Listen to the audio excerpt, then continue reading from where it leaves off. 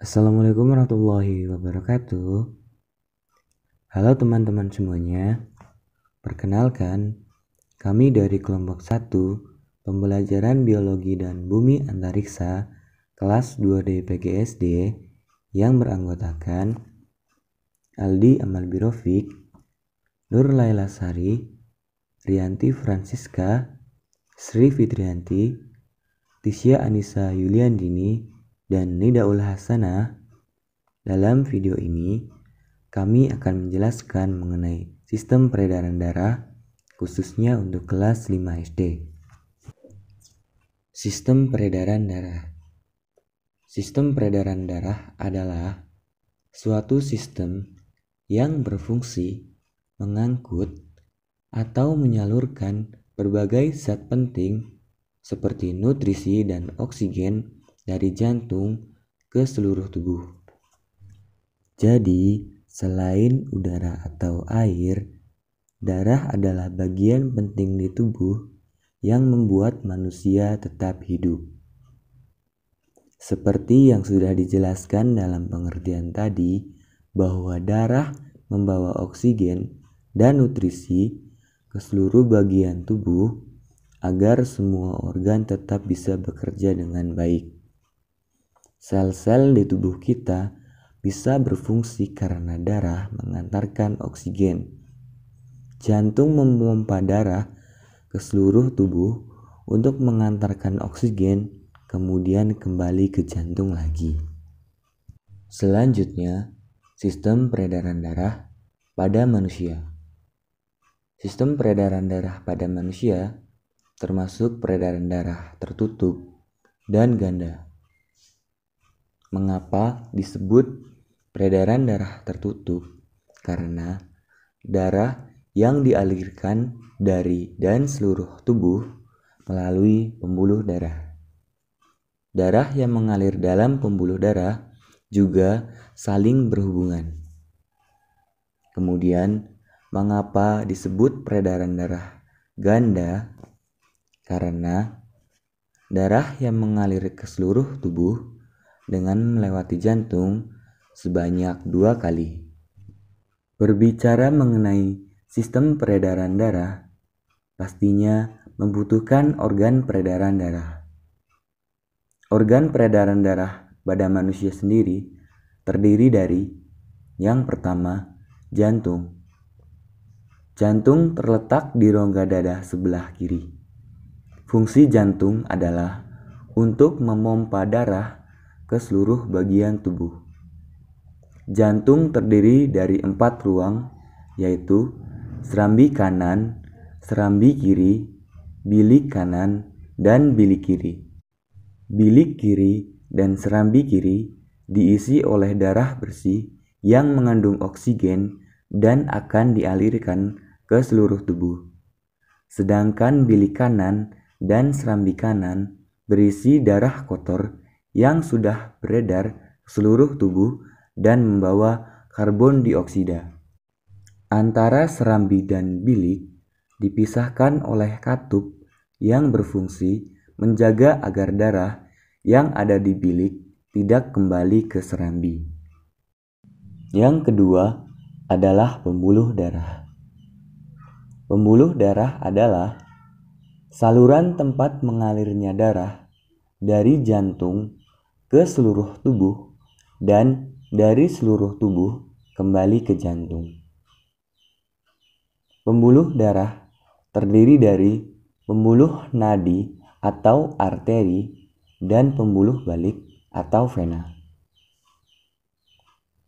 Pembuluh nadi atau arteri adalah pembuluh yang mengalirkan darah dari jantung ke seluruh tubuh. Pembuluh nadi terbesar disebut aorta.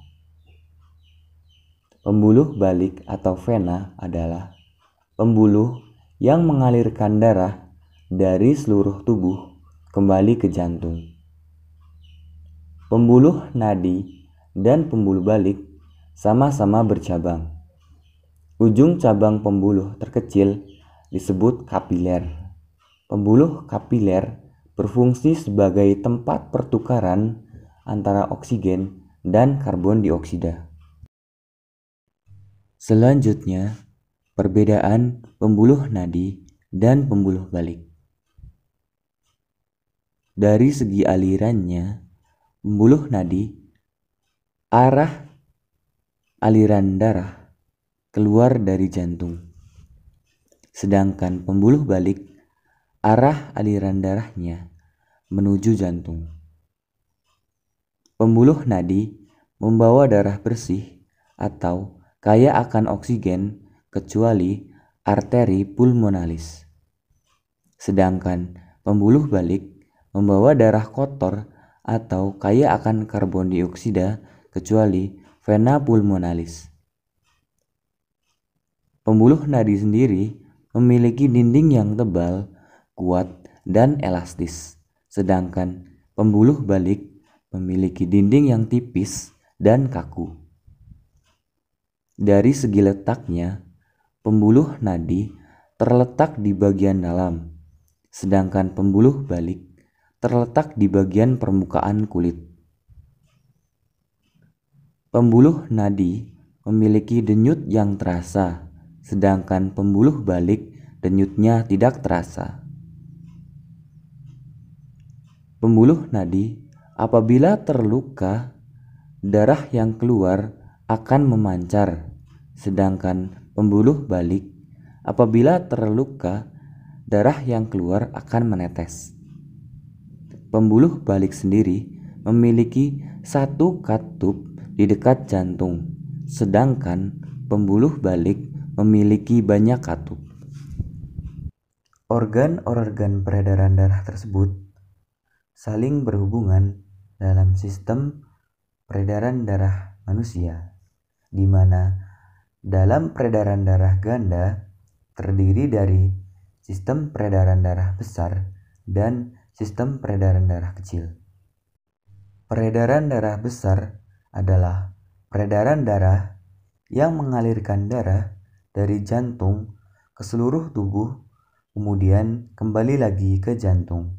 Peredaran darah ini dimulai dari darah yang mengandung oksigen dipompa oleh bilik kiri menuju seluruh tubuh melalui aorta. Setelah itu, darah dari tubuh yang sudah tidak mengandung oksigen akan dikembalikan ke serambi kanan oleh vena cava superior dan vena cava inferior. Berbeda dengan peredaran darah besar yang meliputi seluruh tubuh, peredaran darah kecil adalah peredaran darah yang mencakup paru-paru. Dalam peredaran darah ini, perjalanannya, darah yang mengandung karbon dioksida di bilik kanan dipompa melalui arteri pulmonalis ke paru-paru. Di sana terjadi pertukaran gas atau difusi yang mengubah karbon dioksida menjadi oksigen.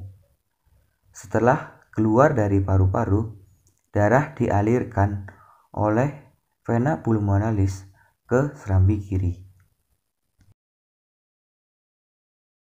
Setelah tadi dijelaskan mengenai organ-organ peredaran darah, selanjutnya apa sih fungsi dari organ-organ peredaran darah tersebut? Yang pertama, serambi kanan. Serambi kanan berfungsi menerima darah kotor yang kaya karbon dioksida dari seluruh tubuh. Yang kedua, serambi kiri. Serambi kiri berfungsi menerima darah bersih yang kaya oksigen dari paru-paru. Yang ketiga, bilik kanan. Bilik kanan berfungsi memompa darah kotor dari jantung ke paru-paru. Yang keempat, bilik kiri. Bilik kiri berfungsi memompa darah bersih dari jantung ke seluruh tubuh. Yang kelima, vena pulmonalis. Vena pulmonalis membawa darah yang mengandung banyak oksigen dari paru-paru ke jantung. Yang keenam, Arteri pulmonalis. Arteri pulmonalis berfungsi membawa darah yang mengandung banyak karbon dioksida dari jantung ke paru-paru. Dan yang ketujuh, paru-paru. Paru-paru berfungsi sebagai tempat penyuplai oksigen ke dalam darah. Sekian pembahasan mengenai sistem peredaran darah dari kelompok kami. Semoga bermanfaat. Wassalamualaikum warahmatullahi wabarakatuh.